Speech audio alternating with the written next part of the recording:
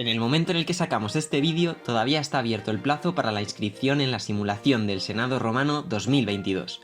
Es un proyecto al que desde la Asociación de Historia UC3M estamos dedicando mucho esfuerzo e ilusión, así que no os lo penséis más, os invitamos desde luego a participar. Mezcla de Moon y juego de rol, esta simulación histórica os permitirá meteros en la piel de un senador del siglo II a.C., vestir toga por medio de la universidad y debatir sobre los problemas que asaltan sin descanso a la República Romana. En este vídeo vamos a intentar explicaros un poquito más sobre el contexto histórico de nuestra simulación. Aunque nos hemos tomado unas cuantas licencias históricas para darle coherencia a la actividad, hemos intentado, no obstante, acercarnos lo máximo posible a los personajes y eventos que se irán sucediendo a lo largo de las sesiones senatoriales. Dicho esto, muchas gracias por apoyar la iniciativa. Allá vamos. La simulación estará ambientada en el año 133 a.C., aunque como los romanos de esta época no sabían quién era Cristo, mejor diremos que se ambientará durante los consulados de Publio Mucio Scévola y Lucio Calpurnio Pisón, unos 621 años después de la tradicional fundación de la ciudad. En esta época Roma seguía siendo una república políticamente hablando, pero por los territorios que dominaba bien podría calificarse de imperio. Primero, la península itálica había quedado bajo el control de los romanos. Los pueblos itálicos vecinos de Roma, como los samnitas o los etruscos, habían sido sometidos a lo largo de los siglos anteriores, y ahora, en el año de nuestra simulación, estaban continuamente quejándose ante los romanos porque querían estar en igualdad de derechos y recibir la ciudadanía. También en esta época, Cartago ha sido ya arrasada por el famoso general Escipión Emiliano. De hecho, hace solo 13 años de esto. La gran potencia norteafricana ha sido finalmente derrotada tras 3 cruentas guerras púnicas que han acabado otorgando a Roma la hegemonía del Mediterráneo occidental. La victoria frente a los cartagineses abrió nuevos horizontes de expansión a los romanos, entre ellos Hispania. Hace ya casi un siglo desde que los escipiones se lanzaran a la conquista de la península ibérica, pero la guerra continúa. La ciudad de Numancia resiste con tesón el cerco de Emiliano, quien sitia la ciudad celtíbera en el momento de nuestra simulación.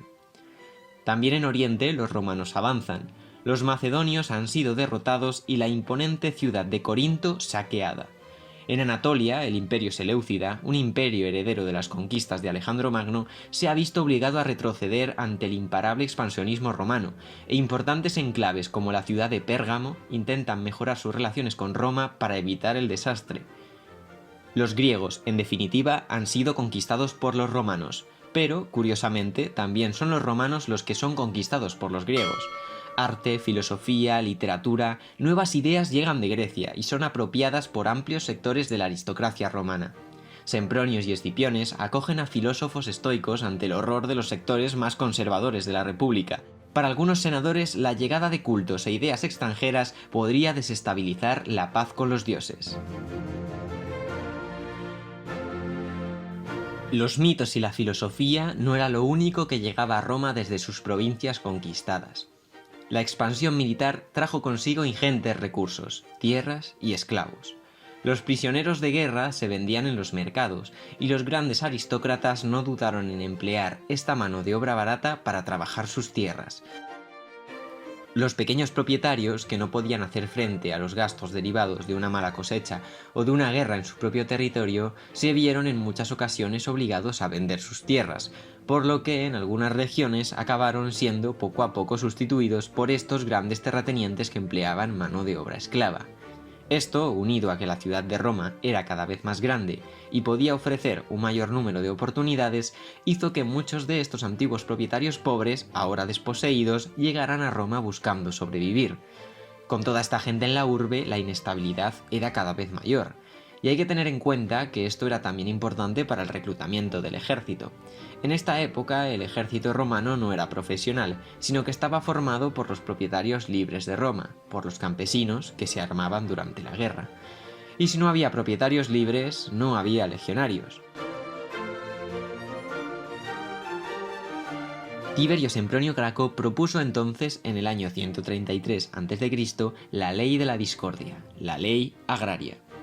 En la ley se proponía, a grandes rasgos, que cada romano solo podría tener bajo sus manos un máximo de 500 iugadas de ager publicus, o sea, unas 125 hectáreas de tierra pública, y que las tierras que se expropiaran se entregarían a los campesinos desposeídos.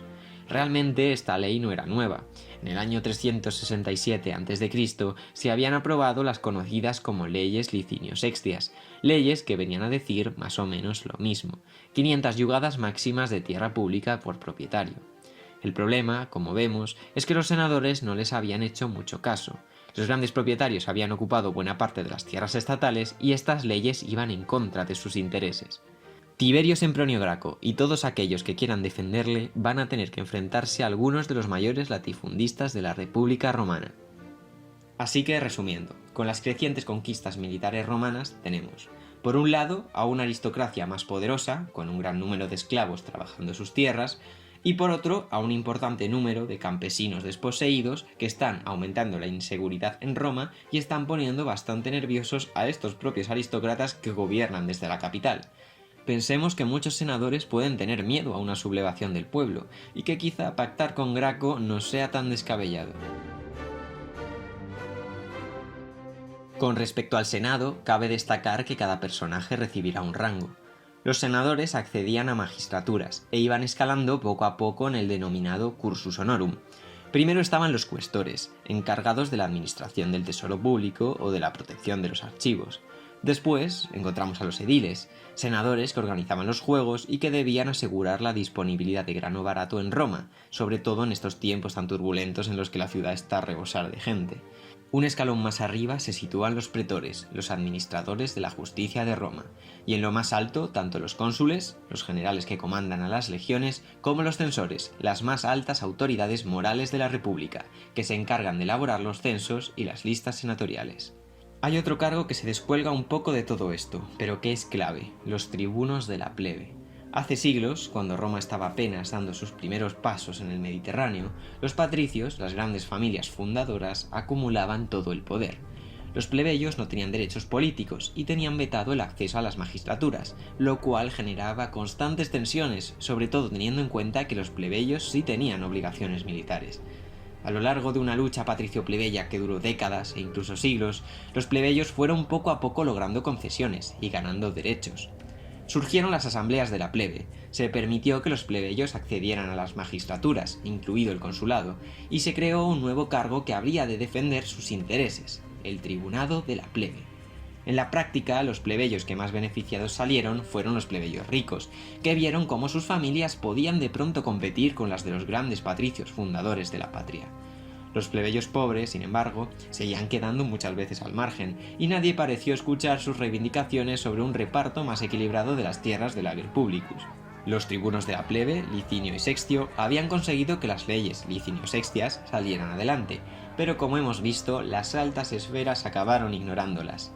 Ahora, en un momento en el que la inestabilidad social en Roma aumenta, como consecuencia de la expansión militar, Tiberio Sempronio Graco vuelve a presentar la propuesta de ley agraria.